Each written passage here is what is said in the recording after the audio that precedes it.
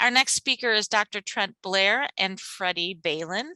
Trent is an assistant professor in food and resource economics based at the UF IFAS Tropical Research and Education Center in Homestead, Florida. His research, and Homestead is in Miami-Dade County, for those of you not familiar with Florida geography. His research and extension program explores the potential for Floridian growers to expand their current markets and gain access to new ones for fruits, vegetables, and ornamental plants. Trent holds a BS in agricultural economics from the University of Nebraska-Lincoln and an MS and PhD in food and resource economics from the University of Florida. A great department. Prior to joining UF IFAS TREC in 2020, Trent was a values chain and market specialist for 6 years in the CGIAR International Agricultural Research System, where he studied market opportunities for growers throughout Latin America. Freddie Balin is an agricultural economist working in the Tropical Research and Education Center in Homestead. Freddie's areas of work include issues related to marketing and production of tropical and subtropical fruit crops. Their presentation title this afternoon is Market Potential for Floridian Finger Limes. Freddie and Trent. Thank you. So I think they put us at the end of the program because we're the most exciting ones and can keep everyone awake. But we have some very interesting things to share and some new research just hot off the press that we conducted that Freddie is going to share about interest in finger limes and markets. So as Ruth mentioned, we're located way in South Florida in Homestead, and are excited to be here and excited to be a part of this project, looking at what are the market opportunities for finger limes for our growers here in Florida. So there's a growing interest in specialty foods. I'm just pointing out this article that was published, and we had a special issue published by our association, the Agriculture and Applied Economics Association last year, looking at functional foods. Functional foods are those type of foods that have special characteristics like antioxidants. And I think if you saw Manju's presentation, finger limes are one of these products. And there's this growing trends in these specialty foods and these functional foods. And the market for specialty foods has been growing. You know, it's grown by 13% since 2008 to over $170 billion. 84% of millennials consume specialty foods. So if you think about avocado toast, you know, that started off with the millennial trends, but they're just looking at these new interesting markets and foods that we're trying in these cool food trends. And these specialty food products make up 20% of the US commercial food industry. So finger limes could be a part of that, or actually are a part of that and could be a growing part of that. And there's a potential for success when we look at some of the specialty foods that have been out there. So right now in the discussions, and we heard a lot from the California growers that David mentioned, that the concern about finger limes will actually be a niche market, and concerned if they'll move from a niche market out to something larger, right? Or if there's an opportunity to get into the more commercial markets and larger markets. So an examples I want to point out, for instance, for something that has been successful is avocados. So the University of California actually had these articles that came out in the early 90s saying that avocados will only be a niche market and not going far. And look where avocados are now, and the consumption of avocados. And we can see avocados throughout the United States in different grocery stores and consumption for them.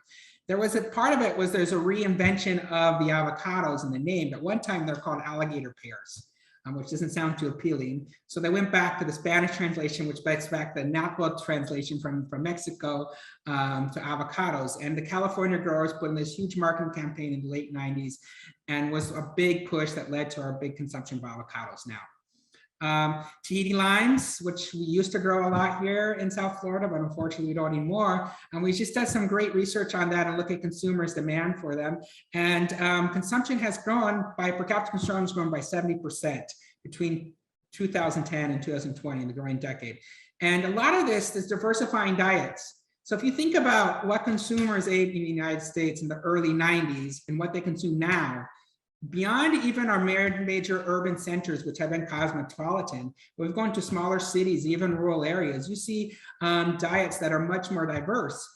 which more influence from Latin America and Asian dishes and other regions that use some of these fresh tropical fruits. And so we see this diversifying diet and might have an opportunity to get into this diet. And of course, this growing foodie movement, these really cool markets and people who think it's really cool to call yourself a foodie and to try these new adventurous foods could be an opportunity for many of these specialty crops, including finger limes that we grow in Florida. But what happens when the market doesn't meet the hype, right? So I just want to point out a few products that when looking at production and growing it and getting into the market and having to work on developing markets may not actually lead to the market income and that we are looking for some of them. So one thing interesting, kale. Kale was all the boom over a decade ago. We still eat a lot more kale than we used to. What has happened is that sales have increased, but the demand, everyone jumped into kale production, that the prices have actually gone down, and the profits that small growers had on kale isn't what it used to be. Hemp is this big new product, and it was really interesting. These last few years, we've been looking at the boom in hemp, and a lot of growers jumping into hemp.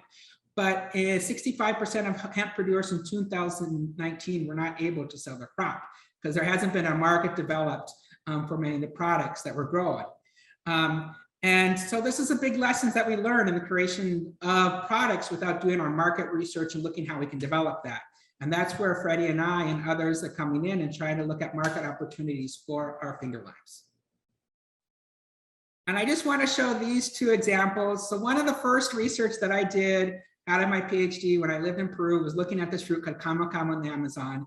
And it was this big promising fruit, and they think they're gonna make all kinds of money, and the market and exports went way up from the early 2000s, 2007, and it crashed. And if you think about, a lot of times agriculture markets follow this boom and bust cycle. And it's just one of the concerns I wanna watch out for when we think about finger limes is how can we build a solid market and how we can get it out to the consumers. I think that was one of the big issues that also David raised in his presentation. And on the left-hand side, I got this from this article that was recently published in our Choices special issue that looked at quinoa. And who even doesn't forget, 5-6 years ago, quinoa became the big boom, and we were eating all this quinoa in the United States, and it was this big food trend. But you can look at what has happened to prices. They went up in 2012 and it crashed again. You follow that orange line. So that's one of the things we want to avoid when we're trying to develop our market for finger limes and get out to a broader consumer base. So finger limes may be the next big thing, right? I mean, they're really cool. There's growing demand from chefs, from mixologists in using finger limes in dishes, in drinks. We find them in, high-end restaurants and in cruises and all these cool places. And every one of us that sees a finger lime, they're really fascinating. Every person that I've introduced a finger lime to and show them the finger limes, they're like, wow, this is really cool. Like they've never seen the colors, the flavor, the texture is really neat. I think Freddie can mention that when they went to the producer show in the Southeast. And these are some prices. David showed some other prices. The prices are pretty high for finger limes. If you look at it, that looks like a great opportunity. Like you can sell finger limes for a high price. And David mentioned this earlier, you can find finger limes more readily in California in some farmers markets, and there's growers who have had success selling finger limes. So there seems like there really could be an opportunity if we do it right. So should we be bullish on finger limes or should we be bearish? Is it going to just be a niche market to upscale restaurants and so on? Or will it grow out to wider consumer and we'll soon at one time find finger limes in the supermarkets and in many other places with a growing consumer base and need the demand for many more growers to be involved in growing finger limes. But we don't really know this. This is where we need to do some research to understand what is the interest outside this niche market for finger limes in the broader consumer base. Could it be used in other recipes or paired with other products where it could grow a higher demand? Is it a lack of knowledge of people that know about finger limes that they're not buying it? Or is it finger limes are not useful in many things? Those are what we're trying to figure out. It's kind of this chicken egg issue, no? The question is, should growers take a risk to grow and hope that a market appears for finger limes to make a big investment and then have nowhere to sell it? That's one thing that I'm concerned about, and we were trying to figure out. And should those packing houses, wholesalers, those who invest in developing the supply chains, they also need to know if there could be a potential market from consumers, or will finger limes just be this new fashionable food and that consumers will move on from it from a few years. So that's where our research is going to try to understand where are there opportunities in finger limes. So we're kind of looking into this crystal ball to see what is the future for the finger limes market. So part of that, we're looking at the potential all along the value chain, from the growers to the consumer. So the growers with Monjoul and others have a good feeling and ideas of what are the challenges and what is need to be done to help growers in production and get the post-harvest of these products to the market. We're going to be attending trade shows where we're discussing buyers and processors and others that are involved in collecting and selling and regulating the finger limes to see about opportunities and challenges that they see in that area and if there's an opportunity for it. And something really cool we're going to be conducting this summer, what I'll talk about later, is doing taste tests and economic experiments with consumers here in Florida to see how much they'd be willing to pay for finger limes, if they're interested in them, what they think about them, to try to get an idea of this perspective. And from all this information, we will analyze the market potential for different perspectives, right? How many growers could be involved? Like, how big is the market? Is this something that we should really promote and get many and thousands of growers here in Florida involved in this market? Identify which markets to target, which consumers are really interested in finger limes, which areas of the market should we target and invest in to get the best bang for our buck.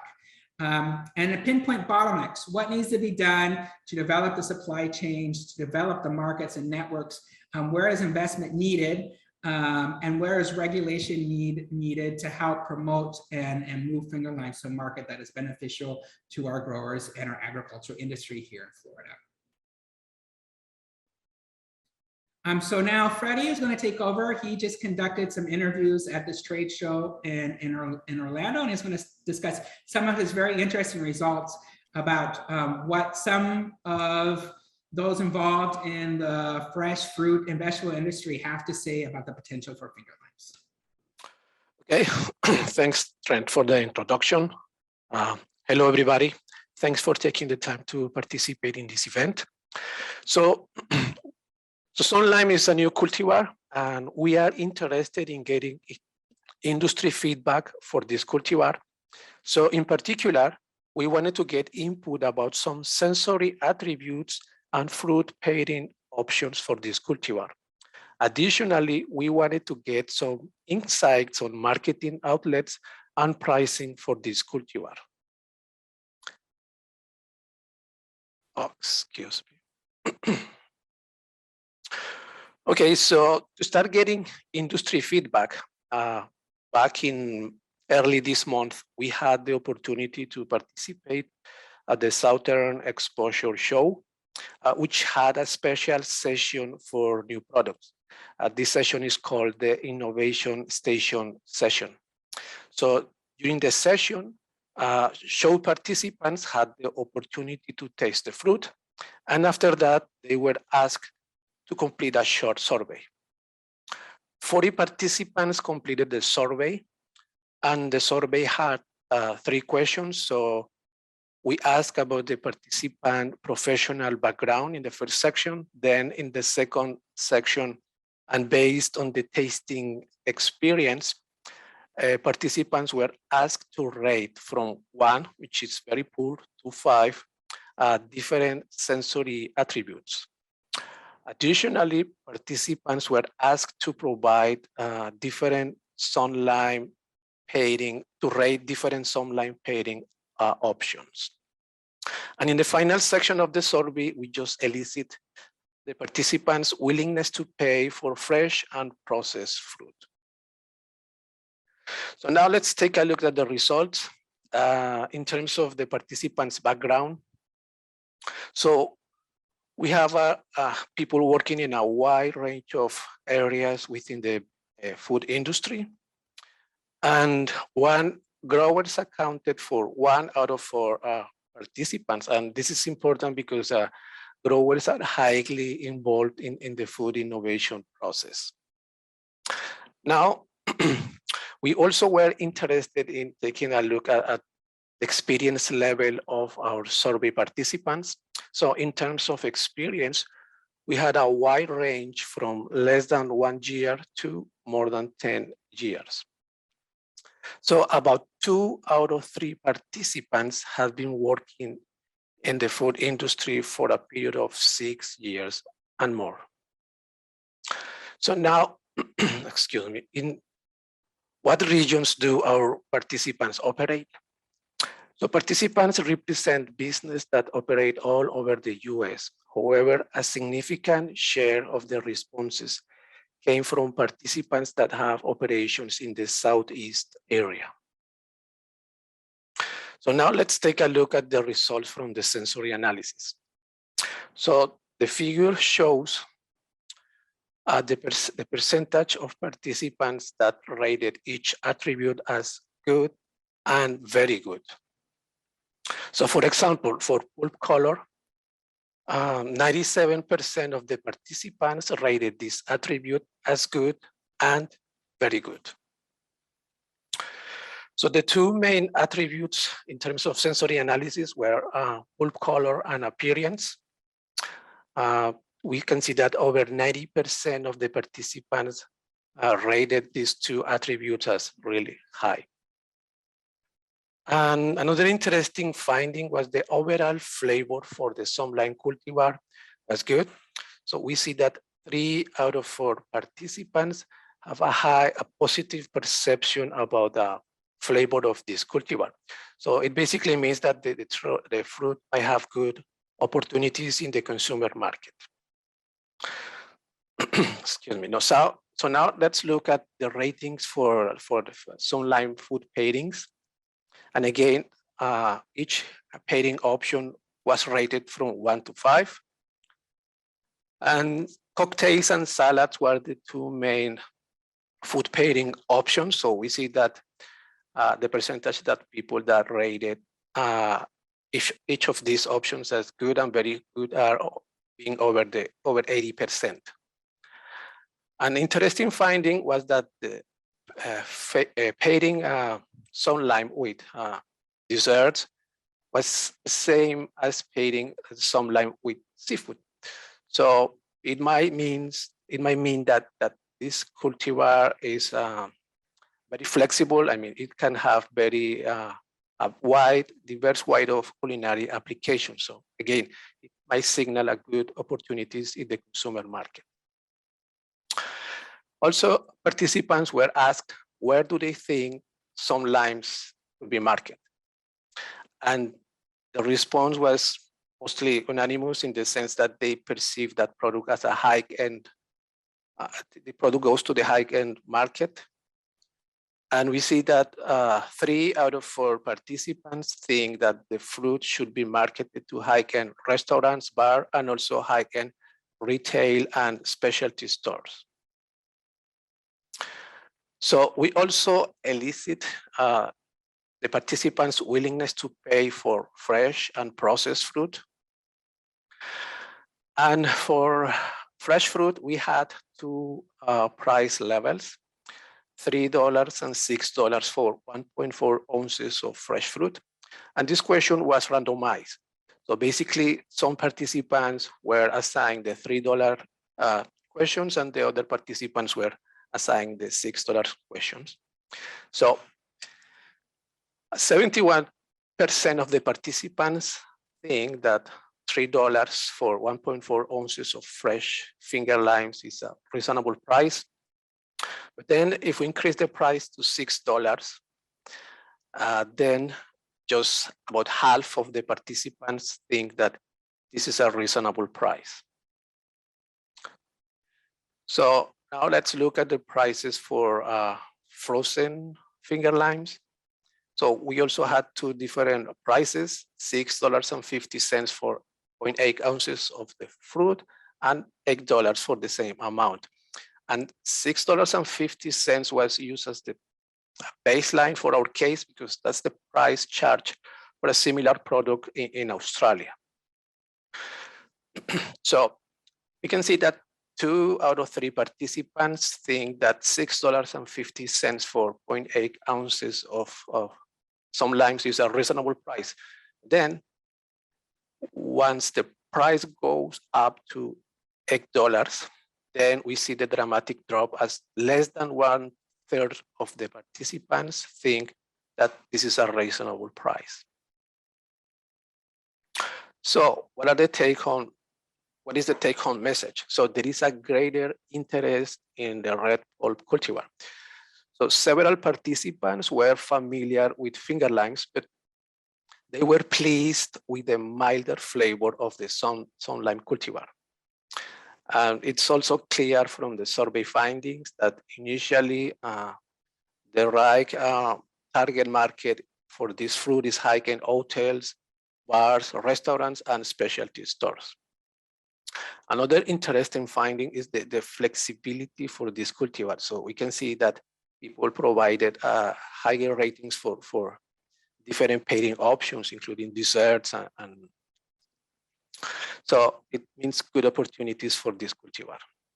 And finally, we see the price sensitivity for frozen fruit. So remember, when the price for the fresh fruit goes up, just not many people think that the price is too high. But then if we increase the price for the frozen product, then many people will definitely consider that the price is too high. So now I'm switched back to Trent. Yeah, so just to point out what Freddie showed us some of our first preliminary results from this. And it still seems like the idea from the processors and the growers and those who visit at the produce show is that finger limes is still in this niche specialty market for the high-end goods. But there could be a potential to move beyond those markets we see as there are opportunities for pairing for many other types of products. And so that's what we want to do in our follow-up. We're taking some of these prices that we collected from these interviews, and we plan to interview consumers both in South Florida here in Miami-Dade and County and probably in Broward County, and then consumers in Central Florida and the Orlando area to do some taste testing and understand their preferences for finger limes and how much they would be willing to pay for finger limes in both these presentations in fresh or in frozen fruit. As we can see, it seems fresh would be a preference and has a lower elasticity, but we really need to look at what the cost would be involved. We plan to do this in popular tourist destinations like New Orlando so that we can get a wider variety of consumers that are coming to Florida and understand consumers from different backgrounds interested in these fruits. This will help us also to identify what kind of consumers to target, and ideas to include interviews in some locations that are more upscale and locations that would be more middle income consumers to see if we would broaden the market. The building a market is a long process, right? So we're just starting. We're looking at what this involves, and it'll be involved talking more to all those involved in the value chain, from input suppliers to the service providers to the packing houses, to see what is involved in building these long supply chains and what can be already leveraged from our citrus industry and so on, and looking at the willingness to invest in these supply chains. But that takes also an interest in getting widespread consumer knowledge and recognition of the fruit, something that was presented in other presentations, especially by David earlier, that consumers might not know so much about this fruit, but maybe once they know it and they see how really interesting and unique and the great flavors from it, there could be a growing demand from this fruit. And there's a lot of our work is to ensure that all growers can participate, that all our growers, whether small scale, large scale, from whatever background, has an opportunity to participate in these markets and take advantage of growing finger limes and making it into these markets if we do find an opportunity with them. So This is just our contact information, both Freddie and I here in Trek. And so any of you that are in Miami-Dade County and want to stop by and talk to us, and we're willing to, but also be on the lookout because we'll have some more information to share from our upcoming research, especially our consumer research after it gets done, should provide us some very interesting results that we will be sharing at future events. And come to our taste testings. So this is just Freddie with 2 undergraduate students that are in the Food and Resource Economics program. There's a team that are going to, from UF, that is going to presenting a marketing plan and competing against universities on finger limes. So these 2 undergraduate students are part of that team. And so they were supporting Freddie and learning about finger limes. So thank you very much for your time. We now